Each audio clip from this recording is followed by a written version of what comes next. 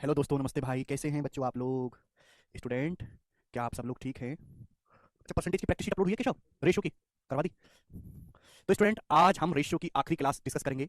Ratio के जितने भी टाइप हैं, क्रॉस मल्टीप्लिकेशन मेथड, रेशियो के पैसे बांटने वाले सवाल, रेशियो के बिना लैंग्वेज वाले सवाल, प्रोपोर्शनलिटी का question, mean proportional, third proportional, ठीक है मेरे दोस्तों, componendo dividendo rule, income expenditure saving वाले सवाल, मैंने हर एक टाइप को आपको करवा दिया है ना। सिक्के वाले सवाल, जितने भी फिक्स वैरायटी के क्वेश्चन है वो हो चुके हैं।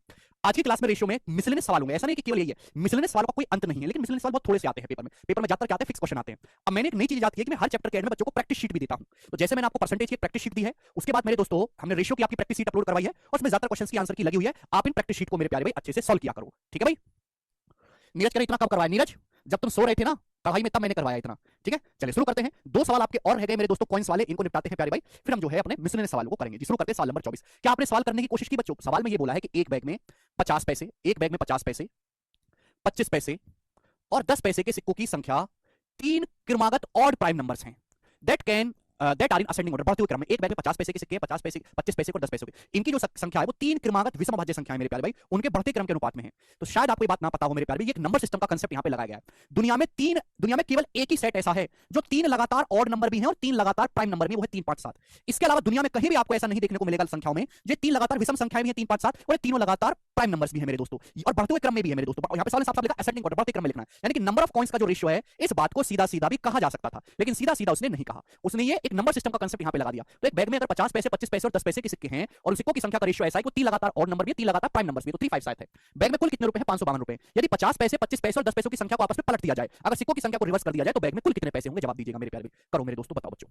देखो स्टूडेंट, अब मैं ज्यादा तो यहाँ पे टेंशन लूंगा नहीं है भाई। आप यहाँ पे डाटा को आसान करने के लिए पूरे रेशियो को मल्टीप्लाई भी कर सकते हैं मेरे दोस्तों, 40 से मल्टीप्लाई भी कर सकते हैं, लेकिन उतनी टेंशन नहीं लेते। आप मुझे बताओ, अगर एक बैग में 50 पैसे के तीन सिक्के, तो उनकी कीमत कितनी है? 1.5 1.5।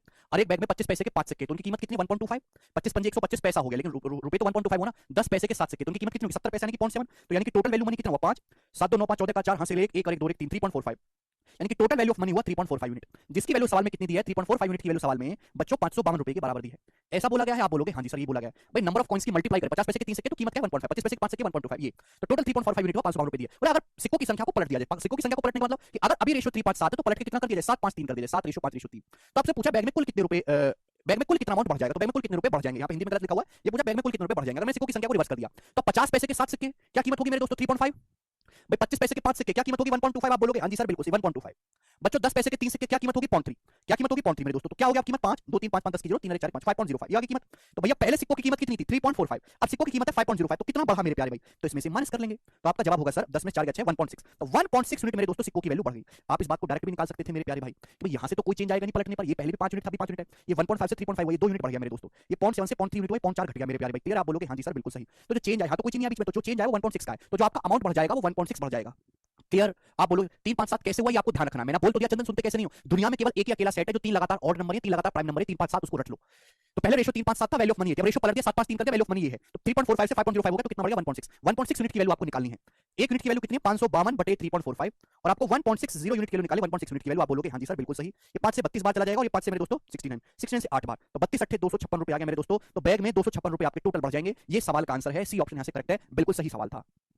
लास्ट क्वेश्चन करेंगे मेरे प्यारे भाई, 25 नंबर, ठीक है, उसके बाद ये समाप्त। ये जो सवाल आपके सामने है, ये सिक्कों की संख्या का सबसे बेस्ट सवाल है, और ये कोई सीजल के पेपर में नहीं आया, एमटीएस में। और एमटीएस में 4 सवाल ऐसे आ रखे हैं, मैंने केवल एक सवाल लिया है। चारों सवाल में हल्का हल्का चेंज है, बट एक अगर आप ढंग से समझ लो तो आप सारे कर पाओगे। जरा इस सवाल को करके बताना भाई, सोचो जरा इस सवाल का आंसर क्या होगा, बनाओ।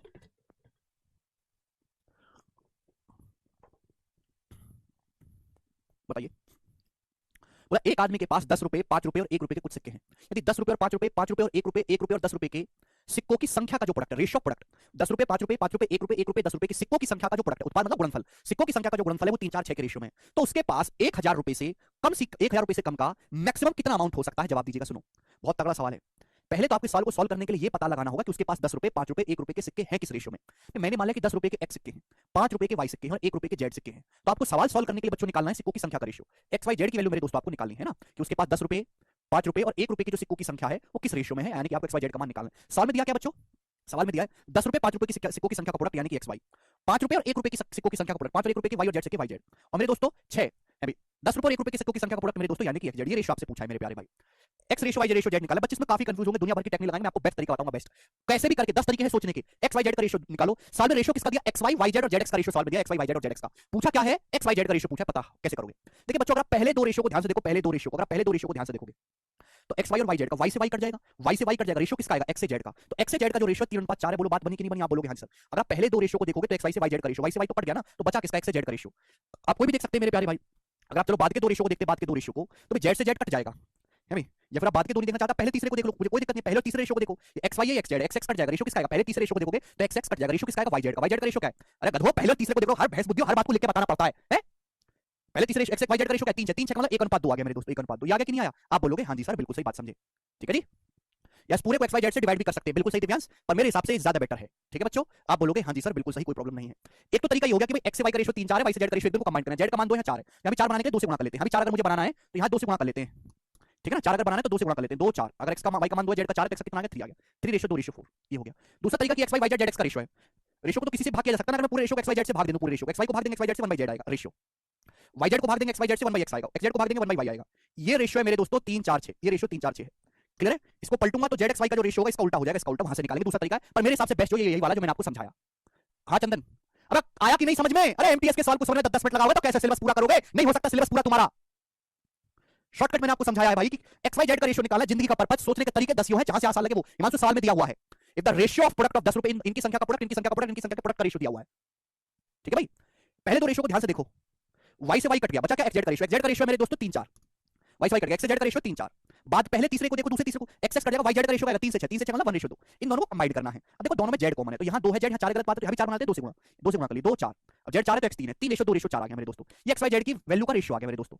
ठीक है ना, आप बोलोगे हाँ जी सर, कोई प्रॉब्लम नहीं। अब सवाल सोल्व करते हैं। सवाल में ये नहीं पूछा, सवाल इसके आगे भी है, बोला 1000 रुपए से कम का अधिकतम अमाउंट क्या हो सकता है। अच्छा 10 रुपए के अगर 3 सिक्के तो वैल्यू कितनी बनेगी? 30। 5 रुपए से 5 रुपए के 2 सिक्के कितनी वैल्यू बनेगी? 10। 1 रुपए के बच्चों 4 सिक्के कितनी कीमत बनेगी? 4। तो वैल्यू आ गई 30 और 10 40 4 44 44। यानी कि आंसर जो भी होगा बच्चों 44 का मल्टीपल होगा। सिक्कों की राशि वैल्यू जो भी होगा 44 का मल्टीपल होगी। पूछा है 1000 रुपए से कम का मैक्सिमम अमाउंट क्या हो सकता है। तो 1000 से छोटा 44 का मल्टीपल क्या होता है बच्चों? 44 का मल्टीपल, 44 से छोटा 1000 का मल्टीपल क्या होगा मेरे प्यारे? जवाब दीजिएगा। अगर मैं 44 में 20 से गुणा करूंगा तो नहीं आएगा, 24 से गुणा करूंगा तो भी नहीं आएगा, 23 से गुणा करूंगा तो मेरे दोस्तों बड़ा हो जाएगा 22। अगर मैं 44 में 22 से गुणा करूंगा मेरे दोस्तों 22 से तो आएगा मेरे दोस्तों 44 में। अगर 22 से गुणा करूंगा, अगर मैं 23 से गुणा करूंगा तो 1000 से बड़ा आ जाएगा, तो मुझे 22 से गुणा करनी होगी। वैसे भी आंसर जो भी आएगा वो 11 का मल्टीपल आएगा, तो 484 का दुगुना 800 प्लस 168 968 रुपए। तो 1000 रुपए से कम का जो अधिकतम अमाउंट हो सकता है वो ए ऑप्शन 968 रुपीज हो सकता है। ये सवाल का आंसर होगा। चंदन पढ़ोगे नहीं तो यही हाल होगा। ठीक है, सभी को बात समझ आई? आप ऑप्शन से भी चेक कर सकते हैं कि 44 से तो 11 का मल्टीपल, जैसे ऑप्शन 11 से नहीं कटता, नहीं 11 से कट रहा, ये भी 11 से नहीं कट रहा, ये एक अकेला ऑप्शन है जो 11 से कट रहा है, तो उससे भी कर सकते हैं। ठीक है जी। तो देखो एमटीएस में कितना बढ़िया सवाल पूछा। ये दोनों ही सवाल जो मैंने आपको कराए कौन से वाले अच्छे हैं, बेसिक सवाल पिछली क्लास में ऑलरेडी हो चुके हैं। अब मेरे दोस्तों समाप्त, ये है रेशियो के मिसलेनियस क्वेश्चंस। मिसलेनियस भी मैंने आपको अच्छे खासे दिए हैं मेरे दोस्तों, लगभग यहाँ पे 25 क्वेश्चन के आसपास मैंने मिसलेनियस क्वेश्चन सीट में डाले हैं। एक जो अच्छा बालक है, जो मेहनती बालक है, जो टैलेंटेड बालक है, उसको तो ये कहना चाहिए कि सर आपने फिक्स टाइप करवा दिए, मिसलेनियस छोड़ दो, हम अपने आप कर लेंगे, हमारी जिम्मेदारी है। लेकिन मैं अच्छी तरीके जानता हूं कि आप पढ़ने में इतने ज्यादा बेकार हैं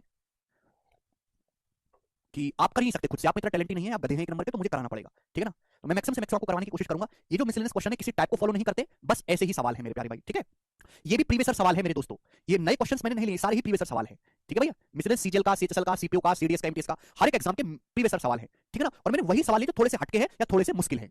नहीं ऋतु, नितेश सवाल को ढंग से पढ़ो भाई, सवाल कोई नहीं ढंग से पढ़ते कैसे लिया, कैसे क्वेश्चन को ढंग से पढ़ो, उसमें बोला है लेने के लिए जी। सवाल नंबर 26, जैसे ये वाला जो सवाल है, मैं अगर इसको बताऊं, ये एज इट इज इस साल के मैंने अपने YouTube पे सीएचएसएल के ना बेस्ट क्वेश्चन, आप YouTube से तो YouTube पे तो आप केवल टाइम वेस्ट करते हो, पढ़ते तो हो नहीं YouTube से। सीएचएसएल के मैंने 100 क्वेश्चन जो इस साल हुआ ना सीएचएसएल का पेपर, उसके बेस्ट 100 क्वेश्चन YouTube पे सॉल्व करवा रखे हैं। सीजीएल के बेस्ट 100 क्वेश्चन मैंने YouTube पे सॉल्व करवा रखे हैं। जब भी सीएचएसएल का पेपर होगा, 40 शिफ्टों में पेपर होगा, हजार हजार सवाल आते हैं। अब सीएचएसएल का हर साल पेपर होता है, हर साल 1000 सवाल आ जाते हैं, उनको सॉल्व करना पॉसिबल नहीं है। तो मैं जो बढ़िया 100 सवाल है उनको तो सॉल्व करना चाहिए, वो हम YouTube पे करवाते हैं, पर आप वो देखते ही नहीं। आप तो बस रील्स देखते हो मोटिवेशन की, है मोटिवेशन की रील्स देखते हो, दिन भर डिमोटिवेट रहते हो। सीजीएल के मैंने बेस्ट क्वेश्चन करवा रखे हैं, सीजीएल मेंस के मैंने बेस्ट क्वेश्चन करवा रखे हैं, लेकिन आपको वो सब देखना ही नहीं है, रील देखने में जीवन बर्बाद कर रहे हैं। तो ये सवाल मैंने उस वीडियो में भी करवाया था, आप देखो। एक आदमी के एक्सपेंडिचर और सेविंग का रेशियो 4:3 है। बोला उसकी जो सेविंग है increases by 1/5 of his income, उसकी जो सेविंग है वो इनकम का 1/5 बढ़ जाती है, income remain same, income same रहती है। ठीक है, तो आपसे पूछा है आदमी की एक्सपेंडिचर और सेविंग का नया रेशियो क्या है ना, उसके खर्चे और बचत का नया अनुपात क्या। देखो हालांकि पूरे रेशियो को 5 से गुणा भी कर सकते हो, कोई दिक्कत नहीं है। देखो उसकी जो बचत है इनकम का 1/5 बढ़ जाता है, बटे 5 आ रहा है ना, पूरे रेशो को 5 से गुणा कर लो बच्चों। 5 चौक 20, 5 तिया 15। मैं कह देता हूं कि आदमी का खर्चा 20 है, बचत 15 है। हम ये कह देते हैं कि आदमी का एक्सपेंडिचर 20 है, सेविंग 15 है, तो आदमी की इनकम कितनी होगी बच्चों? 35 होगी ना, 35। आदमी की इनकम 35 है, पता में ना, 20 15 35 बोला है। उसकी बचत इनकम का 1/5 के बराबर बढ़ जाती है। तो इनकम का 1/5, इनकम है 35, 35 का 1/5 कितना होता है बच्चों? 7। यानी कि मेरे प्यारे भाई उसकी जो सेविंग है वो इनकम का 1/5 के बराबर बढ़ जाती है। सेविंग इनकम है 35, तो 35 का 1/5 कितना होता है? 7। तो उसकी जो सेविंग है 7 बढ़ जाती है। सवाल में ये कह रहा है कि उसकी इनकम सेम रहती है, मतलब जितनी इनकम पहले थी अभी उतनी रहेगी। अगर सेविंग 7 बढ़ी है तो खर्चा 7 कम हो जाएगा। भाई आप सोचोगे आपके पिताजी की इनकम जैसे सपोज एक महीने की 10,000 है, अगर वो अपनी बचत 600 रुपए बढ़ाएंगे तो खर्चा 600 रुपए कम करना होगा। आप बोलोगे हाँ जी सर बिल्कुल सही, क्योंकि यहाँ पे इनकम सेम है, आपकी बचत जो है वो इनकम का 157 बढ़ेगी, तो एक्सपेंडिचर 7 कम हो जाएगा, तो एक्सपेंडिचर कितना रहेगा? 13, और बचत कितनी हो जाएगी? 15 7 22। तो एक्सपेंडिचर सेविंग का नया रेशियो 13:22 होगा। सी ऑप्शन बच्चों सवाल का आंसर है। कितना बेसिक सवाल था बच्चों, आगे चलेंगे बनाएगा। सवाल नंबर स्टूडेंट आपके सामने यहाँ पर 27। राजू और ललिता का सवाल आया है भैया, शक्ति कपूर पे बेस्ड बनाइए। राजू और ललिता के पास मार्बल्स हैं 4:9 के रेशियो में, ठीक है। Then Lalita gave some of her marbles to Raju, Lalita ने अपने कुछ मार्बल राजू को दे दिए। एज ए रिजल्ट इसका रिजल्ट ये रहा कि अब राजू और ललिता के पास मार्बल की संख्या का रेशियो 5:6 हो गया। What fraction of original marble was given by Lalita to Raju, तो ललिता ने राजू को अपनी ओरिजिनल संख्या का कितना फ्रैक्शन कंचे दिए हैं। देखो दो बंदे में राजू और ललिता, उनके पास कंचे हैं, कंचों से वो खेले, कंचों की संख्या का रेशियो 4:9। अब हुआ क्या, ललिता ने अपने कुछ मार्बल कुछ कंचे जो है वो राजू को दे दिए। ललिता ने कुछ मार्बल निकाल के राजू को दे दिया और संख्या का रेशियो होगा 6:5। तो आपसे पूछा ललिता ने ओरिजिनल नंबर ऑफ मार्बल का कितना फ्रैक्शन जो है वो राजू को दिए हैं। प्यारे भाई अब सुनो, आपको ये बात समझनी चाहिए मेरे प्यारे बच्चों कि भाई दोनों आपस में तो अदला बदली कर रहे हैं। ललिता ने अब जो कंचे निकाल के राजू को दे दिए, लेकिन दोनों के पास कुल मिलाकर जितने मार्बल पहले थे अभी भी उतना ही होनी चाहिए। भाई टोटल जितने मार्बल पहले थे आज भी टोटल उतना ही होना चाहिए। चंदन सवाल पढ़ो, 35 का 1/5 7 होता है। भाई टोटल पहले कितने मार्बल थे दोनों के पास? 4 और 9 13। अब कितने मार्बल है टोटल? 5 6 11, तो गलत बात है। 13 और 11 को सेम करना होगा, ऊपर 11 से गुणा करेंगे, 11 44, 11 99, 13 से गुणा करेंगे 13 5 65, 13 6 78, क्योंकि टोटल मैंने सेम बना लिया। टोटल दोनों के पास जितने मार्बल थे पहले अभी उतने ही रहेंगे। आपसे पूछा ललिता ने राजू को अपने कंचों की मूल संख्या का कितना दिया, तो ललिता के पास ओरिजिनली 99 मार्बल थे, 99 से ललिता के पास 78 रह गए, तो राजू को कितने दिए? 99 में से 78 घटाओ, 21 मार्बल जो है ललिता ने राजू को दिए। 21 ओरिजिनली कितने थे? 99 थे, तो 99 में से राजू को 21 मार्बल निकाल के ललिता ने दिए। 90 21/99 जो कितना आ जाएगा? 3 से चला जाएगा 7/33, तो 7/33 सवाल का आंसर है। सभी को बात समझ में आई? बहुत ही बेहतरीन मेरे दोस्तों सवाल था, बहुत बहुत शानदार। ललिता के पास ओरिजिनली 99 मार्बल थे, 99 में से कुछ दिए राजू को, रह गए ललिता के पास 78। तो कितने फ्रैक्शन मार्बल ललिता ने राजू को दिए? 99 में से 78 रह गए, 21 दिए, तो 21/99 यानी कि कितना? 7/33। क्लियर? आप बोलोगे जी सर बिल्कुल सही। अगला सवाल आपके सामने है 28 नंबर। विनय कह रहे सर आप जुलाई तक कोर्स पूरा करा देंगे कि नहीं? सर देखो, अगर आपको केवल कोर्स पूरा करना है और केवल कोर्स पूरा करने के पर्पस यहाँ पे आए हो तो आप गलत जगह हो। दूसरा, अगर आपको जल्दी पूरा करना है तो आपको एक बात को एक ही बार में समझना होगा। अगर आपको हर एक टाइप कवर करना है, प्रीवियस के सारे सवाल करने, तो एक उसको एक बार में समझना होगा। मैं आपको 100 सवाल की शीट दे रहा हूं तो 40 सवाल मैं आपको कर रहा हूं और 60 सवाल आप खुद से कर लो। आप मुझसे ये ना पूछो सर ये कैसे हुआ, तो होगा जल्दी। आपको 2-3 महीने में सिलेबस निपटाना है तो उसका एक ही रास्ता है। जैसे प्रॉफिट लॉस चैप्टर शुरू होने वाला है, प्रॉफिट लॉस पे 500 सवाल, मैं आपको 100 सवाल करवा देता हूं, बाकी के 400 आप खुद से कर लेना। एक चीज मैं बोलूं, आप एक ही बार में समझो, दोबारा समझने का टाइम ना बचे। जो एक छोटी सी चीज को समझना आप आधा घंटा लेते हो वो मत वेस्ट करवाओ। 2 मिनट में कोई चीज है तो 2 मिनट में समझो, वो केवल आपकी वजह से होता है। और भी जल्दी तो वीओडी खरीदो, सारे चैप्टर एक साथ मिल जाएंगे आपको, वीओडी से पढ़ लो जल्दी। कमजोर बालक है भाई, गधे बालक है यार, ये तक नहीं समझ पाते कि इनकम का 1/5 कैसे बढ़ता है, उसको कैसे समझा दे बताओ।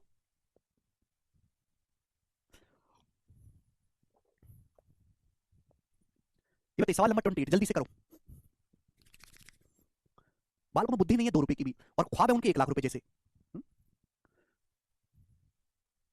जल्दी दो ही तरीके से हो सकता है, या तो आप सब सारे टाइप पढ़ो, मत छोड़ छोड़ के पढ़ो। दूसरा कि आप इतने टैलेंटेड खुद को बना लो कि मैं आपको एक बात समझाऊं और आगे की 4 बात आप खुद समझ लो।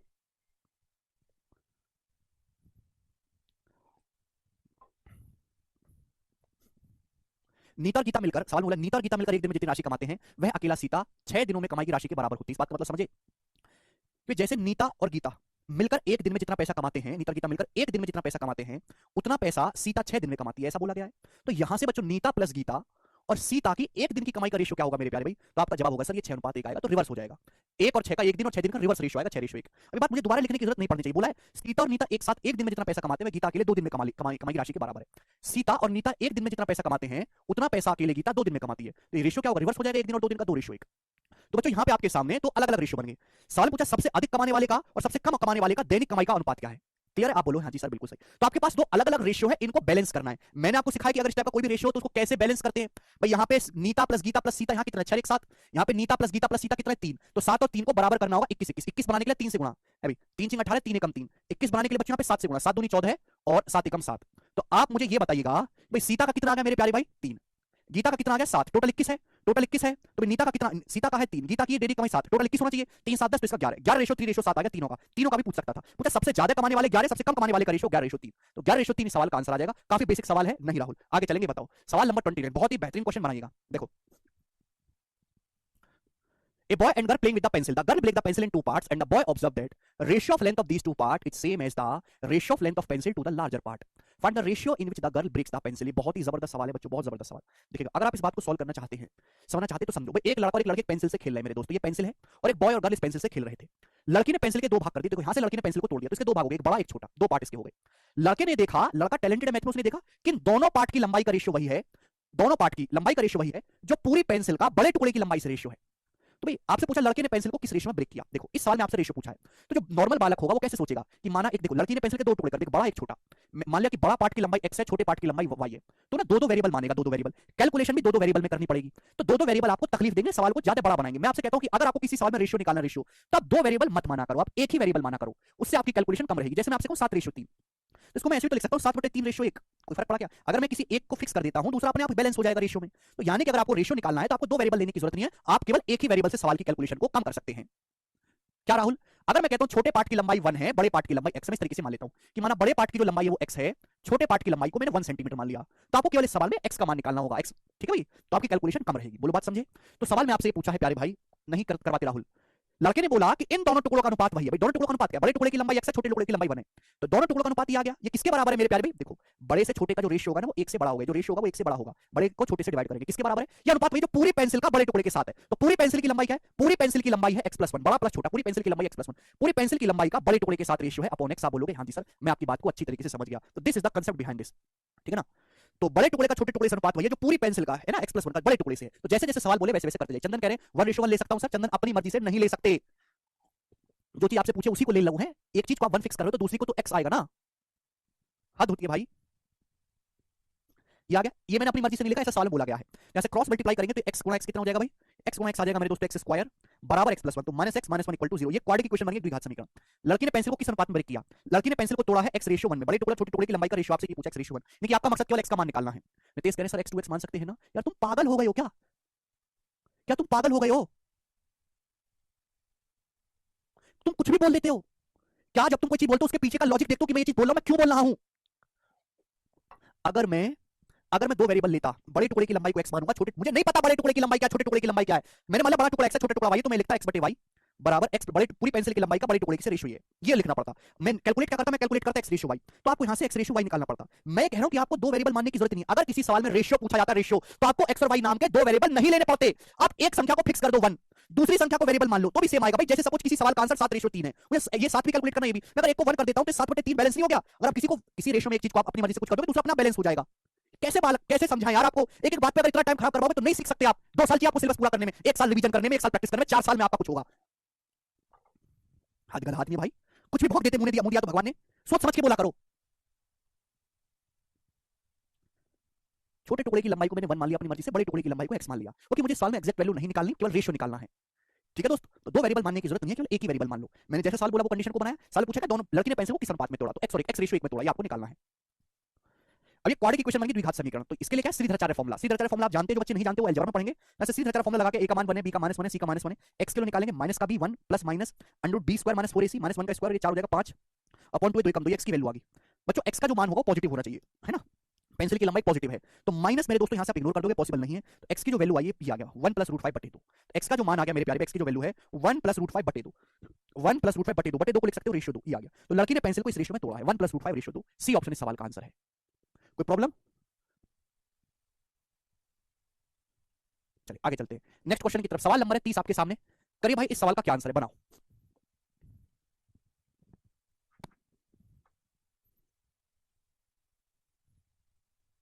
चलिए ये जो सवाल है ये वेरी वेरी इंपॉर्टेंट। ऐसा सवाल इस साल के सीजल के मेंस में भी आया था, और बच्चों आपने ऐसा सवाल रीजनिंग में भी देखा होगा, रीजनिंग में भी। करो इस सवाल का क्या आंसर है, बनाइएगा।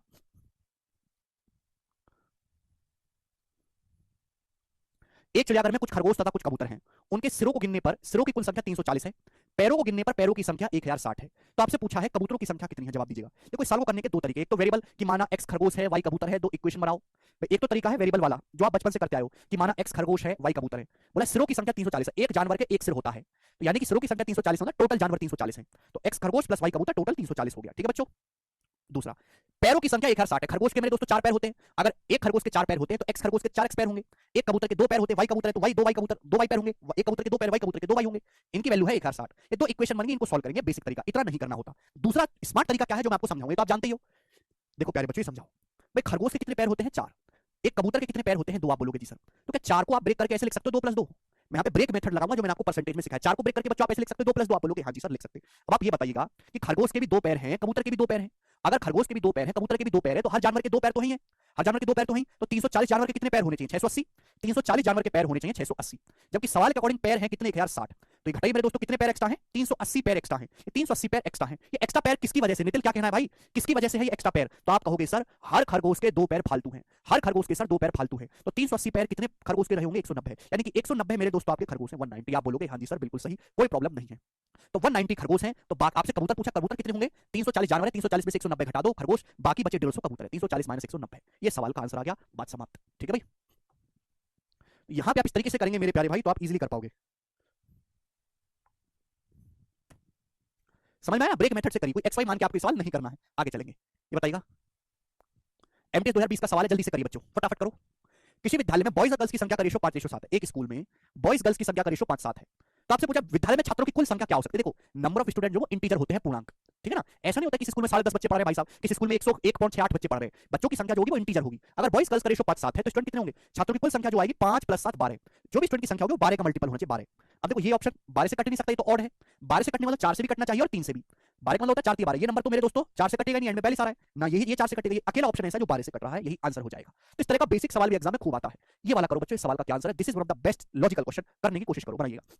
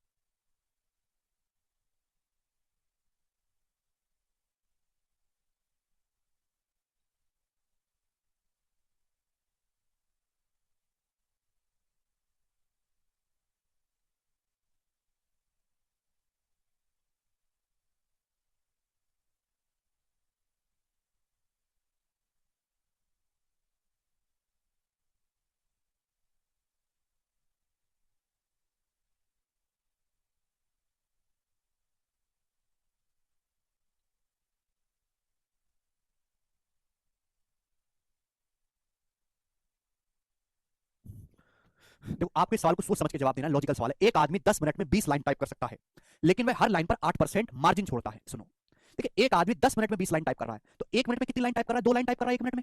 अगर 10 मिनट में 20 लाइन टाइप कर रहा है तो हर मिनट में 2 लाइन टाइप कर रहा है, लेकिन वो 2 लाइन में पूरी नहीं टाइप कर रहा, उसमें 8% मार्जिन छोड़ रहा है। देखो जैसा पेज पे लिखते हो ना तो आजू बाजू जगह छोड़ते हो, तो वही 8% जगह छोड़ रहा है। यानी कि एक्चुअली वो 92% ही लिख रहा है मेरे प्यारे भाई। 100% अगर जगह है तो उसमें 8% जगह वो खाली छोड़ रहा है, तो केवल वो 92%, 100 में से 8 घटाओ, 92% जगह वो लिख रहा है। यानी कि वो इतनी लाइन टाइप कर रहा है पर मिनट, 1 मिनट में इतनी राइटिंग वो कर रहा है, 2 लाइन का 92%। सवाल बोला कितना टाइम में वह 40 लाइन वाले 23 पेज टाइप कर देगा, यानी कि 23 पेज उसको टाइप करने हैं, हर पेज में 40 लाइन है, लेकिन अब वो पहले से 25% ज्यादा मार्जिन छोड़ता है, 25% मोर मार्जिन छोड़ता है देन बिफोर। इस बात में बहुत सारे बच्चे गलती कर देंगे। बच्चे क्या करते हैं कि पहले छोड़ रहा था 8% मार्जिन, अब 8 जितना मार्जिन पहले छोड़ता था उससे 25% ज्यादा मार्जिन छोड़ता है, बच्चे 8 में 25 जोड़ने लगेंगे। ऐसा नहीं होता मेरे प्यारे भाई। 8% अगर पहले मार्जिन छोड़ रहा था तो 8% का 25% कितना होता है? 25% मतलब 1/4। जैसे मैंने बोल के मिटा दिया ना, आधे लड़कों ने देखा नहीं ध्यान, सब दोबारा चलाएंगे कैसे लिखा, क्या कैसे आया।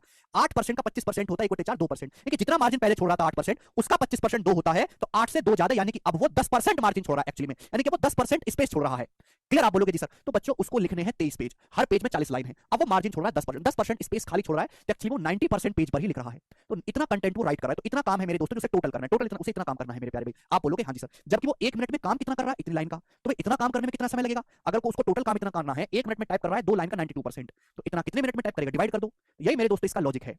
क्लियर ना, कि टोटल काम को 1 मिनट के काम से डिवाइड कर दो तो इतने मिनट लगेगा मेरे प्यारे भाई। ठीक है बच्चों, आप बोलोगे हाँ जी सर।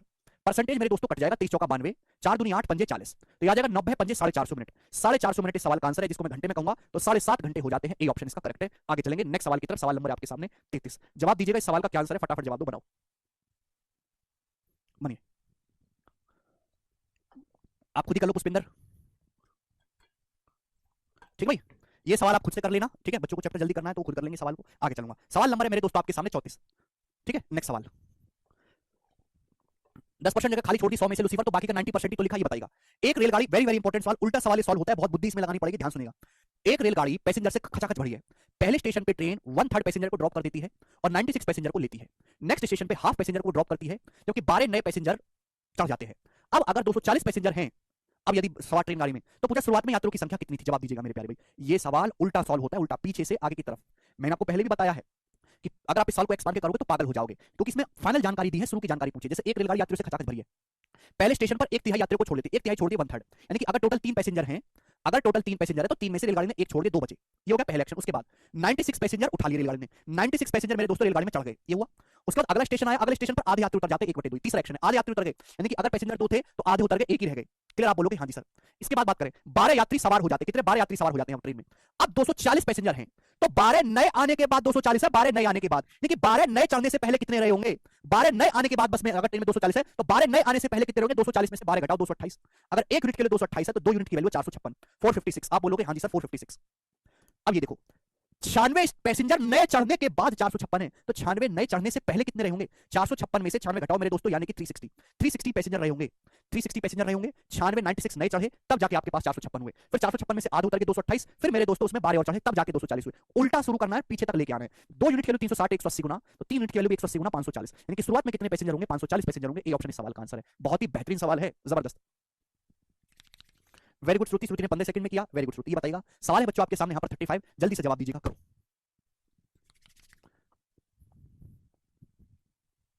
बनाइए। यस, चेन मेथड है, very good, solve it. Yes lucky.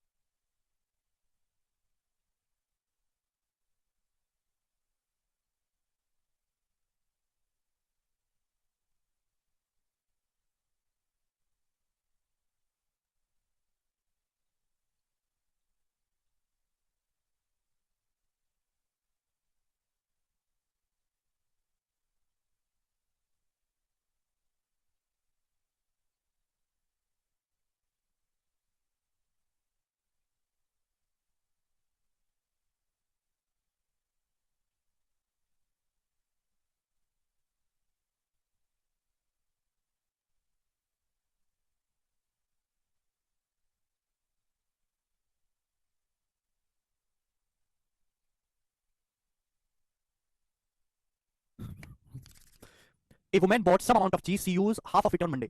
एक महिला ने पनीर की कुछ मात्रा खरीदी, उसका आधा हिस्सा वह सोमवार को और शेष का आधा मंगलवार को, और यह प्रक्रिया गुरुवार तक चलती रही। सोमवार से गुरुवार तक उसने कुल कितनी पनीर का सेवन किया? बहुत अच्छा सवाल है। महिला ने पनीर खरीदा, आधा हिस्सा खा के सोमवार को, अब देखो रिमेनिंग शब्द आ रहा है, रिमेनिंग का आधा मंगलवार को, रिमेनिंग का आधा मेरे दोस्तों ये प्रक्रिया गुरुवार तक, यानी कि हर दिन बचे का आधा खाती है सोमवार से गुरुवार तक। सोमवार मंगलवार बुधवार और गुरुवार 4 दिन हुए ना, उसने कुल कितने पनीर का सेवन कर दिया? तो सक्सेसिव भी तो है। आपको लग रहा है कुछ और है, बट है सक्सेसिव भाई। हर दिन वो आधा पनीर खाती है तो आधा ही बचता है। सोमवार को खरीदा था तो मंगलवार तक 4 दिन में कितना बचेगा? 1 पावर 4 1/16, यानी कि अगर सोमवार को 16 किलो पनीर लाई है तो गुरुवार को 1 ही बचेगा, यानी कि 6.25% पनीर ही बचेगा जितना लाई थी, बाकी का पेट में चला गया। 100 में से 6.25 घटाइए तो 93.75% पनीर वो चट कर गई। 100 मान के नहीं करना होता भैया, कर लोगे 100 मान के, but this is the best method.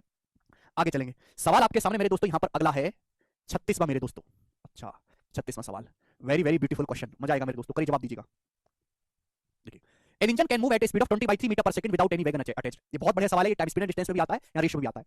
एक इंजन है, अगर इसमें कोई डिब्बा ना लगाया जाए तो इसकी स्पीड होती है 20/3 मीटर पर सेकंड। अगर एक इंजन में कोई डिब्बा नहीं है, ठीक है भाई, डब्ल्यू मतलब वैगन, कोई डिब्बा अगर नहीं अटैच किया जाता तो इंजन की स्पीड है 20/3 मीटर पर सेकंड। पहली लाइन है, बोला है reduction in the speed of train is directly proportional to the square root of number of wagon attached to the engine. सवाल में ये बोला है कि भाई अगर इंजन में कोई डिब्बा नहीं लगा है, जीरो डिब्बा है, तो इंजन की स्पीड है 20/3 मीटर पर सेकंड। जैसे जैसे आप इंजन में डिब्बे लगाते जाओगे इंजन की स्पीड कम होती जाती है, ट्रेन की स्पीड में कमी आती है। तो आपसे पूछा कि ट्रेन की स्पीड में जो कमी है वो डायरेक्टली किसके अनुक्रमानुपाती है? वो जो आप डिब्बे अटैच कर रहे हो उसकी संख्या के स्क्वायर रूट के प्रोपोर्शनल है। कृपया सवाल को पढ़ा करो, हर सवाल मेरे दोस्तों सॉल्यूशन बोलता है, हर सवाल को पढ़ा करो। तो इंजन में जैसे जैसे आप डिब्बे अटैच करते जाते हो तो स्पीड में जो रिडक्शन है, स्पीड में जो कमी है, कमी को मैं लिख देता हूं डेल्टा एस। डेल्टा एस मतलब इंजन की स्पीड में जो कमी होती है डब्बे लगाने पर, वो किसके प्रोपोर्शनल है? जो भी इंजन में डब्बे लगे हैं उनकी संख्या के स्क्वायर रूट के, उनकी संख्या के वर्गमूल के अनुक्रमानुपाती है। यही बोला गया है। आप बोलोगे हाँ जी सर ये बोला गया है। जब 4 डिब्बे अटैच किए जाते हैं तो इंजन की स्पीड है 50/9 मीटर पर सेकंड। भाई जब आप 4 डिब्बे अटैच करते हो तो इंजन की स्पीड जो है वो 50/9 मीटर पर सेकंड है, अगर आप 4 डिब्बे अटैच करते हो। क्लियर है? बोला the greatest number of wagons with which the engine can move. सवाल में ये बोला गया है the greatest number of wagons, with which the engine can move is, engine में मैक्सिमम कितने डिब्बे लगाए जा सकते हैं जिससे कि हमारा मेरे दोस्तों इंजन मूव करता रहे, कितने डिब्बे लगाए जा सकते हैं। जब कोई डिब्बा नहीं है तो इंजन की स्पीड 20/3 है, जब 4 डिब्बे हैं तो इंजन की स्पीड 50/9 है। इंजन की स्पीड में जो कमी होती है डिब्बे लगाने पर वो किसकी संख्या के अनुक्रमानुपाती है, डिब्बे जो अटैच किए गए उनकी संख्या के स्क्वायर रूट के। तो मैंने आपको सिखाया कि जब भी आप प्रोपोर्शनलिटी का साइन हटाएंगे तो कांस्टेंट नंबर से मल्टीप्लाई होती है, कांस्टेंट की ये फॉर्मूला बन गया मेरे दोस्तों, बेसिकली फॉर्मूला है, आपने फिजिक्स में भी पढ़ा होगा मेरे प्यारे भाई। जब प्रोपोर्शनलिटी हटाते हैं तो जो है कांस्टेंट संख्या से मल्टीप्लाई होती है, ये कांस्टेंट आपको निकालना पड़ेगा। कैसे निकलेगा प्यारे भाई, जवाब दीजिएगा, सुनो प्यारे बच्चों। भाई, जब हम 4 डिब्बे लगाते हैं तो इंजन की स्पीड हो जाती है 50/9। इंजन की स्पीड में कमी कितनी की आई, इंजन की स्पीड थी 20/3, इंजन की स्पीड 20/3 थी, 20/3 से इंजन की स्पीड 50/9 रहेगी, तो इंजन की स्पीड में कितनी की कमी आई है, 10/9, 10/9 मीटर पर सेकंड की कमी आई है 4 डिब्बे लगाने पर। जब मैंने इंजन में 4 डिब्बे लगाए तो इंजन की स्पीड में कितनी की कमी आई है, 10/9 की कमी आई है। जब मैंने 4 डिब्बे लगाए हैं, डब्ल्यू कितना 4, 4 डिब्बे अटैच करता हूं तो इंजन की स्पीड 20/3 थी, वो घट के 50/9 आ जाती है, तो इंजन की स्पीड में कितनी की कमी आ गई, 10/9 की कमी आई है मेरे दोस्तों। देखो यहां पे लिखा मैंने मिटा नहीं, रूट 4 से 10 दो बार कट जाएगा तो कांस्टेंट की जो वैल्यू आ गई प्यारे वो 5/9 आ गई। तो बच्चों ये जो आपको लाइन दी थी ना ये वाली, ये केवल इसलिए दी थी कि आप कांस्टेंट का मान निकाल पाए। तो कांस्टेंट के का जो मान आ गया वो 5/9 आ गया, इस समय मिटा रहा हूं, पूछना मत कैसे आया था, मैंने निकाल के दिखा दिया आपको। तो कांस्टेंट की जो वैल्यू आ गई 5/9 आ गई, तो बेसिकली फॉर्मूला जो है वो ये है, ठीक है, मुझे इसकी कोई जरूरत भी नहीं है, केवल कांस्टेंट निकालने के लिए दिया था। सवाल पूछा है कि मैक्सिमम कितने डब्बे हमारा इंजन खींच सकता है अधिकतम। भाई सुनो, अगर मुझे इंजन की स्पीड को जीरो करना हो, भाई अगर कोई डिब्बा इंजन में नहीं लगा हुआ तो इंजन की स्पीड है 20/3 मीटर पर सेकंड, अगर मुझे इंजन की स्पीड को जीरो करना हो, 20 से जीरो करना हो तो बताओ कितने डिब्बे लगाने पड़ेंगे। अगर मुझे इंजन की स्पीड को 20/3 मीटर पर सेकंड से जीरो पे लाना हो तो कितने की कमी करनी होगी। अगर मुझे इंजन की स्पीड में 20/3 मीटर पर सेकंड की कमी कर दूंगा तो जीरो हो जाएगी इंजन की स्पीड। अरे कचरा लोग, इंजन की स्पीड को 20/3 मीटर पर सेकंड से अगर जीरो करना हो तो इंजन की स्पीड में कितना रिडक्शन करना होगा, 20/3 माइनस जीरो, 20/3 मीटर पर सेकंड की अगर इंजन में कमी करनी हो इंजन की स्पीड में तो कितने डब्बे लगाने पड़ेंगे, आप कैलकुलेट करके निकाल सकते हो। If I want to reduce the speed of engine by 20/3 metre पर सेकंड, देन हाउ मच डब्बास आई शुड अरेंज। क्लियर, आप बोलोगे हाँ जी सर बिल्कुल सही, 5 से 20 4 बार चला जाएगा, 3 से 9 3 बार चला जाएगा, तो होगा 4 3 12, 12 का स्क्वायर 144, यानी कि अगर मैं इंजन के पीछे 144 डिब्बे लगा दूंगा तो इंजन की स्पीड जीरो हो जाएगी, इंजन का दम निकल जाएगा और वो चलना पूरी तरीके से बंद कर देगा। क्लियर हो गया है संजू बेटा। तो अगर इंजन में आप 144 डिब्बे लगाओगे तो इंजन की स्पीड फटाक से 20/3 से 0 मीटर पर सेकंड आएगी और इंजन चलना बंद कर देगा। तो मैक्सिमम कितने डब्बे आप इंजन खींच सकता है, 144 डिब्बे लगाओगे तो इंजन का प्राणी निकल जाएंगे, चलना ही बंद कर देगा। तो मैक्सिमम कितने डब्बे आप लगा सकते हो मेरे दोस्त, 143, एक कम 143 डब्बे तक इंजन घसीट घसीट के चलता रहेगा। जैसे ही 144 में डिब्बा आपने लगाया इंजन का दम निकल जाएगा और वो चलना बंद कर देगा। तो मैक्सिमम जो हमारा इंजन है कितने डब्बे खींच सकता है, 143 डब्बे खींच सकता है। बड़ा अच्छा और प्यारा सवाल बच्चों था ये, बहुत प्रेम भाव से मैंने समझाया, टाइम दे देके। एक बार में नहीं समझ में आया होगा, घर पे जाके दोबारा रिपीट करके देखिएगा, कॉपी पे खुद से करके समझ जाओगे। अगला सवाल बच्चों आपके सामने है यहाँ पर, सवाल नंबर है स्टूडेंट 37। मुझे बताइएगा बच्चों इस सवाल का क्या आंसर है, जवाब दीजिएगा, बनाओ, टाइम आपके पास करने के लिए 10 सेकंड। वो पार्टनरशिप है संजू, वो अलग है।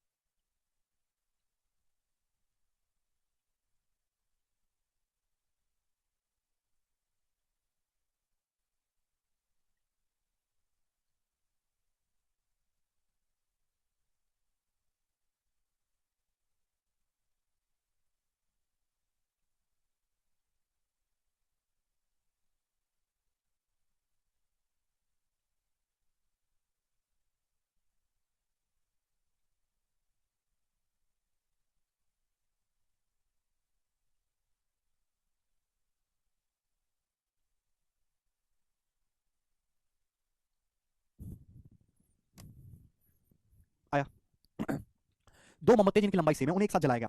पहली मोमबत्ती 8 घंटे में पूरी जल जाती है, दूसरी मोमबत्ती 6 घंटे में पूरी जल जाती है। दो मोमबत्ती सेम लंबाई की, पहली मोमबत्ती 8 घंटे में पूरी बर्न होती है, दूसरी 6 घंटे में बर्न होती है 6 आवर्स में। यह मानते हुए कि हर मोमबत्ती अलग अलग स्पीड से जलती है, जाहिर सी बात है समान लंबाई की मोमबत्ती अलग अलग टाइम में बर्न हो रही है, इसका मतलब दोनों मोमबत्ती के जलने की जो दर है, बर्निंग जो रेट है वो अलग अलग है।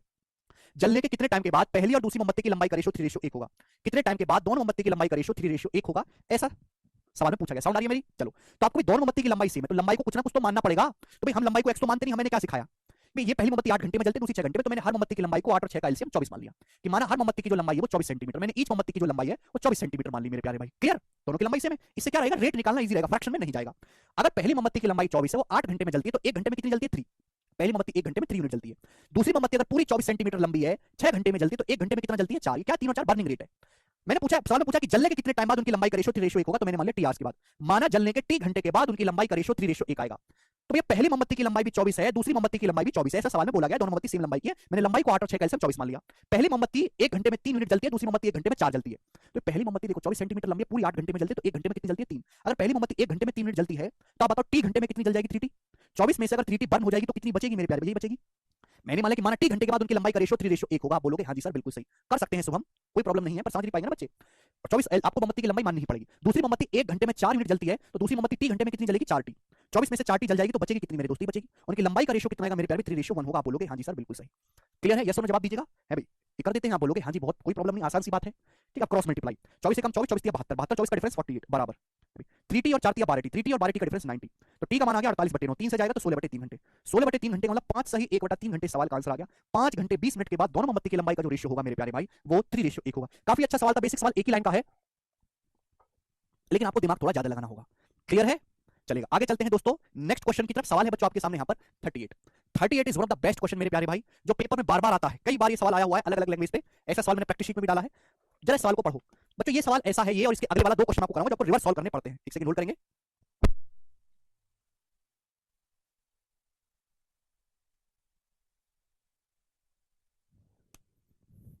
जी सेल चेंज कर दिया मैंने बच्चों। बोला a gentleman decided to treat a few children in the following manner. एक जेंटलमैन जो है वो बच्चों को दावत देने का प्लान बनाता है। He gives half of his total stock of toffees and one extra to the first child. वह पहले बच्चों को अपने स्टॉक का आधा देता है, कुल स्टॉक का आधा, और एक एक्स्ट्रा टॉफी देता है पहले बच्चे को। ठीक है, and then the half of remaining stock along with one extra to the second. वह दूसरे बच्चे को रिमेनिंग स्टॉक का आधा देता है और एक टॉफी एक्स्ट्रा देता है, and continue giving away in this fashion. और यही वो जारी करता है, इस फैशन को जारी रखता है। मतलब एक बच्चे ने एक आदमी ने बोला भाई साहब आज मोहल्ले के बच्चों को दावत दूंगा, बच्चों को बुला लिया, इकट्ठा कर लिया। वह हर बच्चे को अपने पास जितनी टॉफी है स्टॉक में उसकी आधी टॉफी देगा और एक एक्स्ट्रा टॉफी देगा। दूसरे बच्चों को बुलाएगा, अपने स्टॉक की आधी टॉफी देगा और एक एक्स्ट्रा टॉफी देगा, और इस प्रोसेस को करता रहेगा। His total stock exhaust after he takes care of 5 children. 5 बच्चों की दावत करने के बाद उसका स्टॉक खत्म हो गया, 5 बच्चों की दावत करने के बाद। लेकिन जब छठे बच्चे के पास आया तो कोई टॉफी नहीं है। How many toffees were there in his stock initially? शुरुआत में कितनी टॉफी थी? 3 तरीके हैं सवाल को करने के। पहला तरीका एक्स मान के शुरू हो जाओ, करते रहो आखिर तक। दूसरा तरीका ऑप्शन से। दूसरा तरीका मेरे दोस्तों ऑप्शन से, जो ऑप्शन सेटिस्फाई करे वो आंसर होगा। अगर मेरे दोस्तों वह हर बच्चे को आधी टॉफी देता है अपने स्टॉक का, फिर एक टॉफी और देता है। पहला ऑप्शन मानते हैं 60, 60 का आधा 30 दे दी, 30 बची, फिर एक और दे दी, उसमें से 29 बची। अब 29 का आधा देगा अगले बालक को तो दशमलव में जाएगा, संभव नहीं है। 64 का आधा दे दी, 32 बची, 32 में से एक और दे दी, 31 बची, 31 64 का आधा दे दी 32, फिर एक और दी 31, है ना, 31 बची। 31 का आधा तो दूसरे को दे नहीं सकता ना, दशमलव में चला जाएगा, ये भी संभव नहीं है। अब 59 का आधा ही नहीं दे सकता किसी को दशमलव में, तो ये पॉसिबल है ही नहीं मेरे प्यारे भाई। तो जब 3 ऑप्शन गलत हो गए तो ये वाला बचा, यही करेक्ट आंसर होगा। ये तो हो गया ऑप्शन से चेक करने का, ये बेस्ट है। दूसरा मेरे दोस्तों इस टाइप के सवालों को हम करते हैं रिवर्स मेथड से मेरे प्यारे, रिवर्स। अगर आप इसकी सीधी कहानी देखो तो क्या कर रहा है, सीधी कहानी देखो तो मेरे दोस्तों हर बच्चे को आधा स्टॉक दे रहा है। अगर वो हर बच्चे को आधा स्टॉक दे रहा है मेरे दोस्तों तो उसके पास बच कितना रहा है? आधा। अगर किसी आदमी के पास 10 टॉफी है, उसने आधी दे दी तो आधी तो बची, आधी बची होंगी मेरे प्यारे भाई। क्लियर? आप बोलोगे सर आधी बचने के बाद वो एक टॉफी और दे रहा है हर बच्चे को। ये है सीधी कहानी, रिवर्स प्रोसेस, है ना। आखिरी से शुरू करते हैं, आखिरी बच्चे के बाद, पांचवें बच्चे को दावत देने के बाद उसके पास कोई टॉफी नहीं बची। अगर मैं आपको उल्टा देखूं, उल्टा, तो मेरे प्यारे भाई ये +1 होना चाहिए और मेरे दोस्तों और ये मल्टीप्लाई बाय 2 होना चाहिए। यही हुआ कि नहीं? अगर मैं इस बात को उल्टा देखूं भाई, अगर मैं आपसे कहता हूं अगर मैं इस बात को रिवर्स देखूं तो यही हुआ कि नहीं? आप जवाब दो भाई। किसी संख्या का आधा किया फिर उसमें से एक कम किया, मुझे उस संख्या पे वापस आना है तो क्या करूंगा? पहले उस संख्या में एक जोड़ूंगा फिर उसका दुगना करूंगा। अरे कचरा लोग, थोड़ी तो शर्म कर लो, थोड़ी सी। यही बात हुई कि नहीं हुई है? हैं? किसी संख्या का पहले मैंने आधा किया फिर उसमें से एक कम किया। अगर मुझे उसे उल्टा देखना तो मैं कैसे करूंगा? उस संख्या में जो रिजल्ट आया उसमें एक जोड़ूंगा फिर उसका दुगना करूंगा, तो मेरा ओरिजिनल नंबर आएगा कि नहीं आएगा? यही है कि नहीं कहानी? ये सीधी कहानी उल्टी रिवर्स कहानी करूंगा तो ये करना पड़ेगा। तो भाई जब पांचवें बच्चे के बाद वो छठे बच्चे के पास आया तो कोई टॉफी नहीं बची, तो पांचवें बच्चे के से पहले उसके पास कितनी टॉफी रही होंगी? 0 में एक जोड़ो, एक, एक का दुगना करो 2।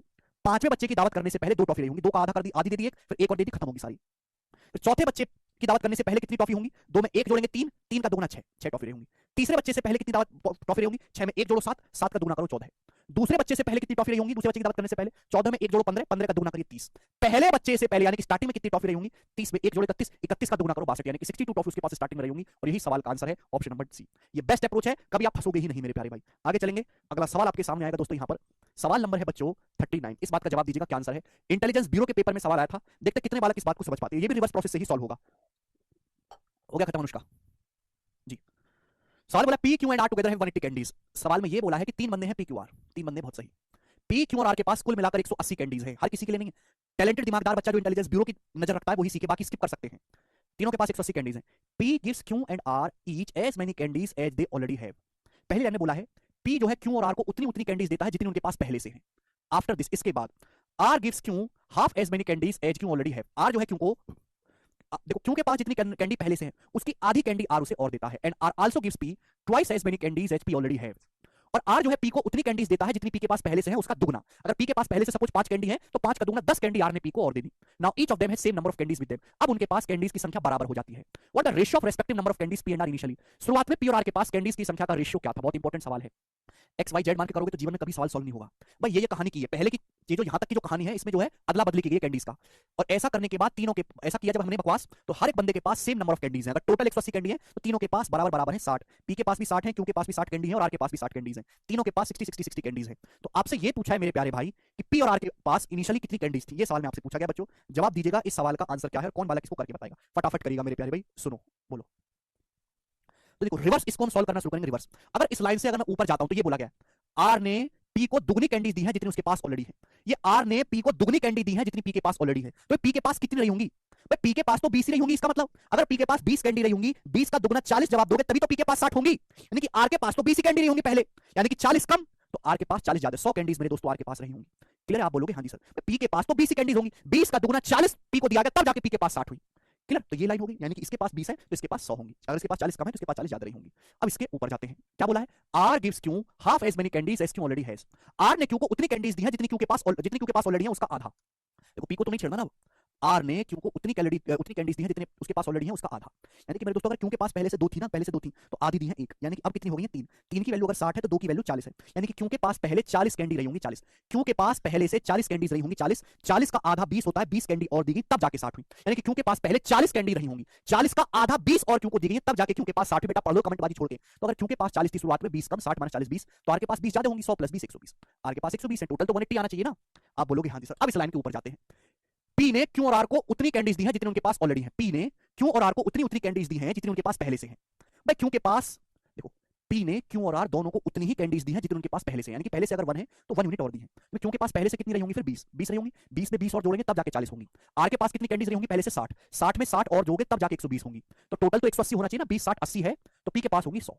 पी के पास 100 कैंडीज होंगी, क्योंकि पास 20 20 और दी तब जाके 40 हुई। आर को 60 और दी तब जाके 120 हुई। मेरे प्यारे भाई आप बोलोगे सवाल को ढंग से पढ़ो नितेश, ठीक है? ट्वाइस है यहाँ पर। तो आपसे पूछा है यानी कि इनिशियली पी क्यू आर के पास इतनी इतनी कैंडीज थी। पूछा है पी और आर के पास शुरुआत में जितनी कैंडी थी उनका रेशो, पी के पास 100 थी, आर के पास 60 थी। 100 और 60 का रेशो कितना है? 5:3। सवाल का आंसर है डी ऑप्शन करेक्ट है। 20 पंजे 100, 20 दिया 60, बात समाप्त। आप बोलोगे हाँ जी सर बिल्कुल सही, एकदम करेक्ट। ये बात हमको अच्छी तरीके से समझ में आई है। बहुत ही मजेदार सवाल है, दिमाग थोड़ा सा ज्यादा लगाना होगा। फर्जी सवालों की तरह नहीं है कि ऐसे ऐसे रट भी लोगे तो भी हो जाएगा ना। आगे चलते हैं। नेक्स्ट सवाल, दो क्वेश्चन मैंने आपको करवाए, हालांकि दोनों अलग अलग टाइप के थे, पर उनको सोचना आपको रिवर्स ही पड़ेगा। सवाल नंबर मेरे दोस्तों 40 41 मेरे दोस्तों आप बताइएगा कैसे करेंगे। 40 को खुद करेंगे, 51 आप मुझे बताओ जल्दी से। सवाल को पढ़ो Anuj. In school 5/12 of the number of student are girls and rest are boys. एक स्कूल में स्टूडेंट की संख्या का 5/12 गर्ल्स, यानी कि टोटल अगर 12 स्टूडेंट हैं, अगर एक स्कूल में टोटल 12 स्टूडेंट है मेरे दोस्तों, तो सवाल के अकॉर्डिंग उसमें 5 गर्ल्स हैं बाकी बॉयज हैं। यानी कि अगर टोटल 12 स्टूडेंट हैं तो गर्ल्स उसमें से 5 हैं और बाकी उसमें से 7 बॉयज हैं। ऐसा सवाल बोला गया, नंबर ऑफ स्टूडेंट का रेशियो है। बोला है 4/7 of number of boys are below 14 years. 4/7 boys 14 साल से कम उम्र के हैं, and 2/5 of number of girls, girls की संख्या का 2/5 14 साल की है या 14 साल से अबव एज की है, 2/5 गर्ल्स। यदि 14 साल से बिलो एज के स्टूडेंट 1120 हैं, तो आपसे पूछा है कि स्कूल में टोटल स्टूडेंट कितने हैं। ये बहुत बेसिक सवाल है, सुनो। अगर सवाल में आपको ये दिया कि 14 साल से कम उम्र के टोटल स्टूडेंट 1120 है, तो आप इसी पे ध्यान दो। एक स्कूल में बॉयज और गर्ल्स की संख्या का रेशियो कितना है बच्चों? 7:5। 14 साल से कम उम्र के स्टूडेंट कितने? 4/7 बॉयज हैं। 14 साल से कम उम्र के बॉयज कितने? 4/7। अब आप मुझे बताओ 14 साल या 14 साल से ज्यादा एज की गर्ल्स कितनी? 2/5। 2/5 गर्ल्स ऐसी हैं तो या तो 14 साल की हैं, 14 साल से ज्यादा उम्र की हैं। तो 14 साल से कम उम्र की गर्ल्स कितनी हैं? 1 में से 2/5 घटाइए, 3/5। 3/5 गर्ल्स ऐसी हैं जो 14 साल से बिलो एज की हैं। तो टोटल कितने स्टूडेंट हो गए मेरे प्यारे भाई जो 14 साल से कम एज के हैं? तो आप निकाल सकते हैं वेटेड एवरेज से। भाई 7 का 4/7 यानी कि 4 बॉयज ऐसे हैं जो 14 साल से कम उम्र के हैं। 5 का 3/5 यानी कि 3 गर्ल्स ऐसे जो 14 साल से कम उम्र की हैं। आउट ऑफ टोटल स्टूडेंट है 7 5 12, तो आ गया भाई साहब 7/12। तो यानी कि अगर टोटल 12 स्टूडेंट है, टोटल अगर 12 स्टूडेंट है, तो उनमें से 7 स्टूडेंट ऐसे हैं जो 14 साल से कम उम्र के हैं। 14 साल से कम उम्र के कितने? 1120। कितने गुना? 160 टाइम। तो 12 की वैल्यू भी 160 टाइम आएगी मेरे दोस्तों, यानी कि 1920। 1920 स्टूडेंट ऐसे हैं जो टोटल हैं। डी ऑप्शन सवाल का आंसर है। काफी अच्छा सवाल था बच्चों, आज हम यहीं पे छोड़ते हैं, बाकी कल करेंगे दोस्तों। बाय। ठीक है भाई, कल प्रॉफिट एंड लॉस, लाभ एवं हानि शुरू करेंगे। ठीक है जी, चलिए।